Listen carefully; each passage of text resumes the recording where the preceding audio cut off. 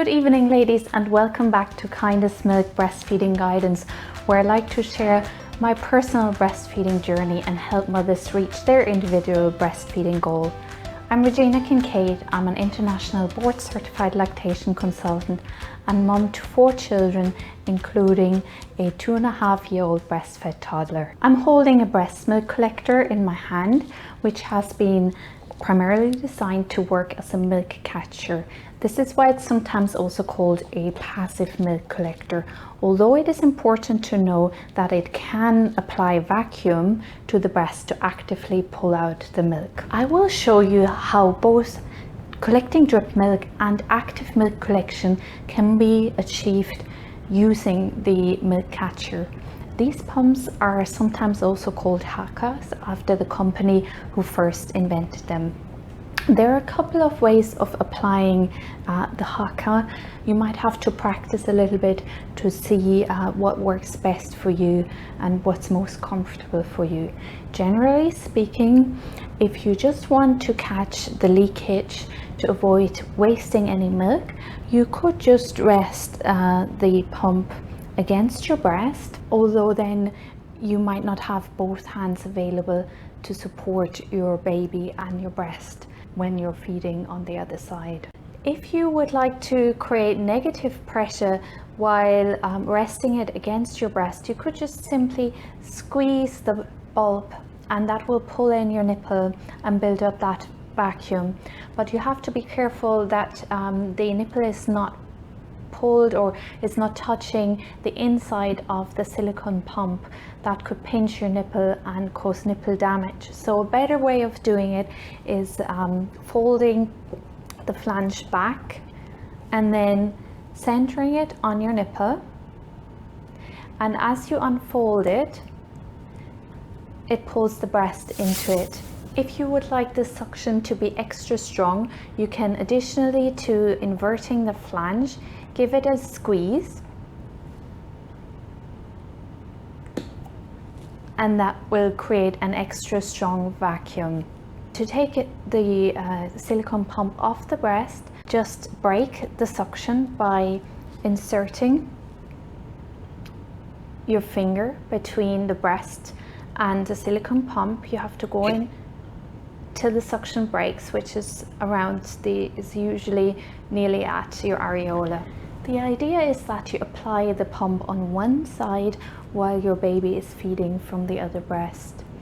Originally, the pump was designed to catch milk from your letdown or just milk that occurs with natural dripping, but the silicone pumps have become a very popular breastfeeding tool for other breastfeeding challenges as well. It is advisable to speak to a lactation consultant or a breastfeeding counselor before introducing the Haakaa into your breastfeeding relationship. The reason for that is that if breastfeeding is going well, you have a healthy term baby with a normal birth weight, then it's best to breastfeed on demand or responsively for the first 6 to 8 weeks, so responding to your baby's needs for hunger and comfort and responding to your breast needs for emptying when they're full. As your baby puts in his order for his milk supply for his breastfeeding journey during those 6 to 8 weeks postpartum, if you're adding the Haakaa pump into this, you're more or less telling your body that there is an extra baby to feed, and then you could potentially run into issues with oversupply that then could perhaps lead to engorgement, mastitis and blocked ducts. So it really takes those early days of the mother-baby dance to fine-tune supply and demand.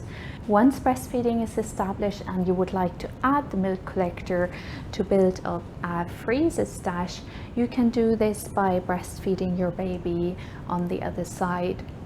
So find a comfortable position in which your baby is not likely to knock the Haakaa pump off your breast, especially when they get bigger and more active. So a good way is to feed baby in the rugby hold while attaching the milk catcher so that the baby's legs are not at risk of knocking it off the breast. Some silicone breast pumps have a strap attached that you can hang around your neck so that if your baby moves and the Haakaa detaches accidentally, then it stays close to you and it just hangs down then and prevents spillage of milk.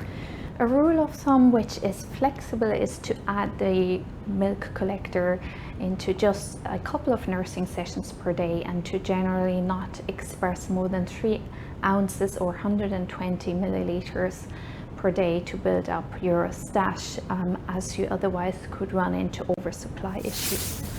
On the other hand, if your baby was born around 37 weeks and is under 3 kilos, your milk might come in at a much higher rate than what the baby can drink.